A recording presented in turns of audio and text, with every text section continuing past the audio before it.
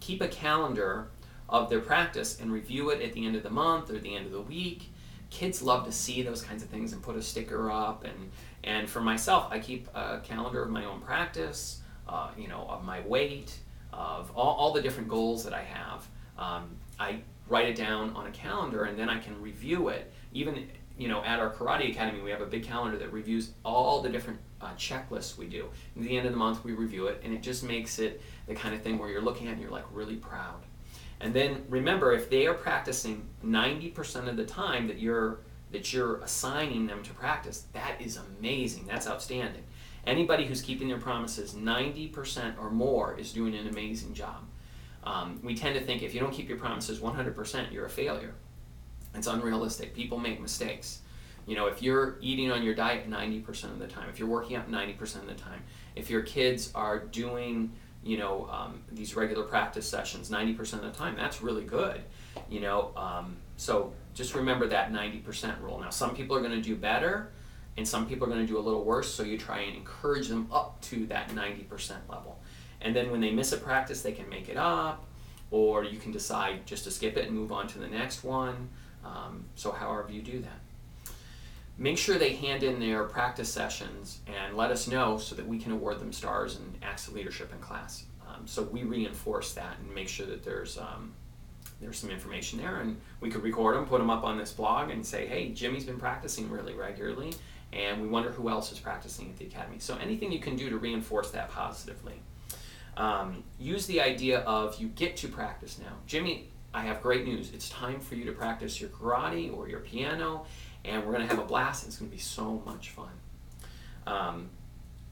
And then the most important thing you can do to get your children to be encouraged, to be attracted to practicing, is to come to class twice a week on assigned days. Just like you want to have assigned practice, you want to come on assigned days.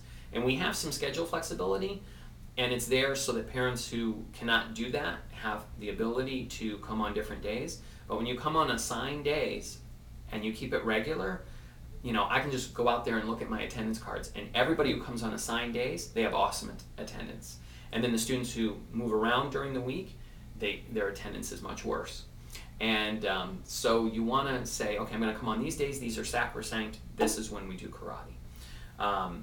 And then, so that's really, really important. And I think too, try to ignore the negative talk that kids have about not practicing and not coming to karate or not doing the piano lessons. Everybody feels that way. You don't want to get out of bed in the morning. When I go to work out, I always don't feel like working out. Those, we call them ninjas at the school, but those thoughts in your head, they're always going to pop up.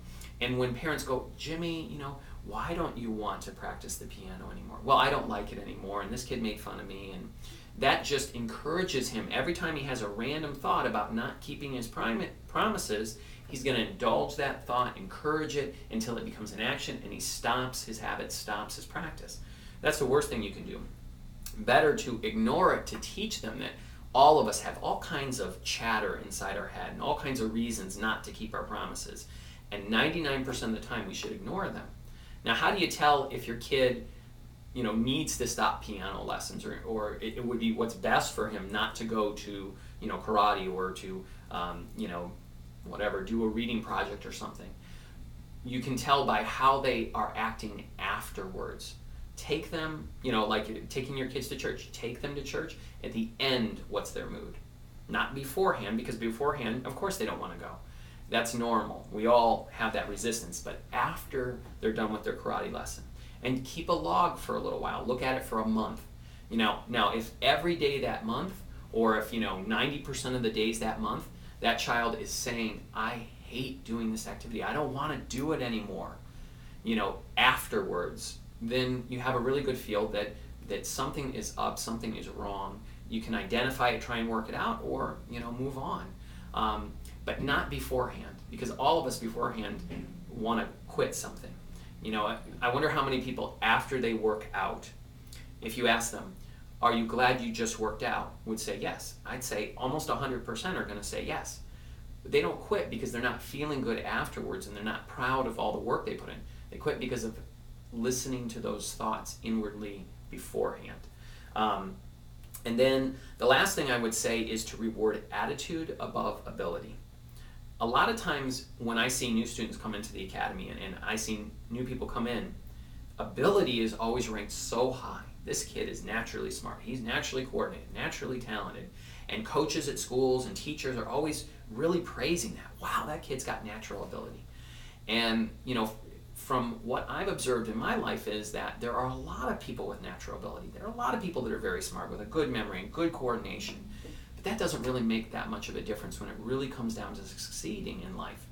What makes the difference in whether or not someone succeeds is their ability to set goals and keep their promises.